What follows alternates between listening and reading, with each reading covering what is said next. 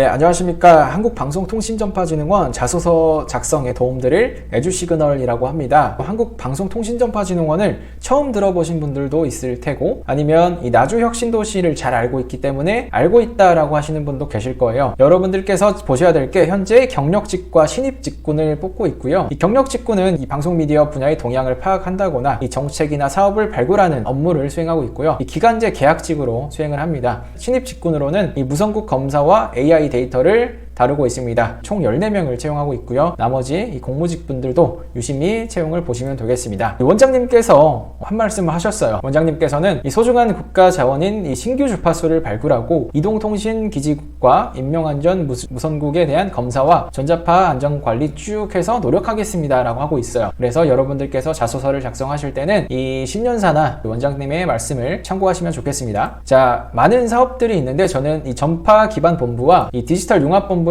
주목하고 있어요. 왜냐하면 여러분들께서 이 무선국 검사와 AI 데이터 직무를 지원하실 테니까요. 먼저 전파 기반 본부를 보시겠습니다. 여기서 가장 중요한 무선국 전자파 강도를 측정하고 이 다양한 전자파 정보 제공으로서 이 국민들에 대한 이 불안감이나 신뢰성을 확보를 해 나가야겠죠. 이런 업무들을 하고 있고요. 디지털 융합 본부로서는 급증하는 이 위성 주파수의 수요에 대응을 하는 거죠. 이 효율적인 이 주파수 위성망 관리 체계를 구축해서 이 통신을 원활하게 하는 것을 일컫고 있습니다. 그래서 여러분들께서 내가 무선국 검사 혹은 AI 데이터에 지원한다면 이 두 가지 본부의 사업은 숙지해 주시는 게 좋습니다. 이 평균 보수로는 일반 정규직 기준으로는 7천만 원 정도 받고 있고요. 그 다음에 이 신입사원 같은 경우는 4천만 원 정도 받고 있네요. 이것도 체크해 보시면 좋을 것 같고, 이 적은 연봉은 아니에요. 그래서 여러분들께서 좋은 기회가 될 수 있을 것 같습니다. 자, 첫 번째입니다. 첫 번째는 이 지원자가 한국방송통신전파진흥원을 관심을 가지게 된 계기를 말씀해 달라라고 하고 있고, 관심을 가지게 된 계기를 말해 달라, 그리고 어떤 노력을 했는지 말해 달라라고 하고 있습니다. 여기서는 여러분들께서 이 전파진흥원에 관심을 가지게 된 계기를 말씀하시고요. 성장 가능성까지 연결해 주시면 되겠습니다. 여기서는 이 500자 정도 서술을 하시고요. 이 지원 직무의 적합성도 500자 정도, 그래서 성장 가능성과 이 직무 적합성 위주로 작성을 하시고, 구체적인 노력을 이 나열식 구조로 교육이나 자격증, 인턴, 이 실무 경험 등으로 연결시켜 주시면 되겠습니다. 결국에는 이 성장 가능성과 직무 적합성을 써야 된다라고 이해하시면 되겠습니다. 자, 두 번째로는 학교 또는 이 사회에서 과감한 변화와 도전을 수행했던 경험이라고 하고 있습니다. 여기서 가장 중요한 핵심 포인트는 이 과감한 변화와 도전이라고 생각해요. 그리고 지원자님께서 왜 이 경험이 과감한 변화와 도전이었는지 이러한 경험과 이유를 구체적으로 이 상황을 들어가면서 작성을 하시면 좋겠고요. 이 당시에 이 지원자님께서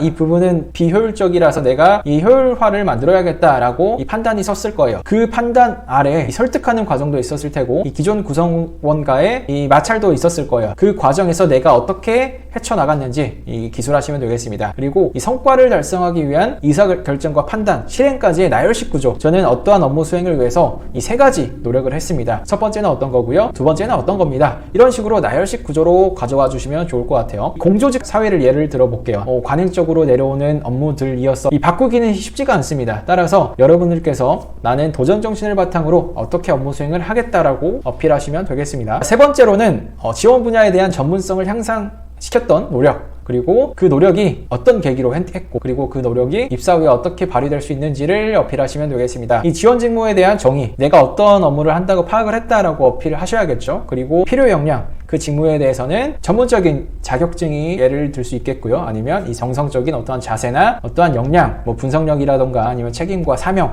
이런 것들이 필요하다라고 어필하시면 되겠죠. 그리고 이것들을 나열식 구조로 가져와주면 좋을 것 같아요. 나열식 구조로 500자 정도 가지고 오시고, 그리고 어떤 노력을 했고 어떠한 특별한 경험이 있었는지까지 가지고 오시면 되겠습니다. 그리고 이 지원 직무에서 어떻게 발휘할 수 있는지까지 적으시면 돼요. 그래서 총 1500자 작성하시면 되겠습니다. 이 4번은 지원자님께서 이 원칙을 지켰던 경험을 말씀하시면 될 것 같은데요. 이 공직자로서의 직업윤리죠. 이 한국방송통신전파진흥원은 국가기관이죠. 공공기관이기 때문에 이 공직자로서 특히 이 원칙을 지켜 신뢰를 형성했던, 내가 어떤 직업윤리를 가지고 있고 어떤 직업윤리가 중요하다고 판단하고 있고, 이런 것들을 작성해 주시고, 내가 직접 이 원칙을 지켰던 사례, 예를 들어서 업무를 빠르게 할 수 있었던 상황이 올 수도 있겠고, 아니면 나에게 유혹이 왔을 법한 상황이 올 수도 있었겠죠. 이런 부분들을 이 시간과 돈이 나에게 왔지만, 이 유혹으로 넘어왔지만 내가 원칙을 지킴으로써 이 주변 사람들에게 신임을 얻을 수 있었다. 그래서 임무를 완수를 했고 혹은 좋은 피드백을 받을 수 있었다로 연결해 주시면 될 것 같아요. 그리고 이러한 원칙을 지키는 나의 직업 윤리가 이 내가 지원하고자 하는 이 직무에서 어떻게 발휘될 수 있는지까지 연결시켜 주시면 되겠습니다. 정말 쉽죠?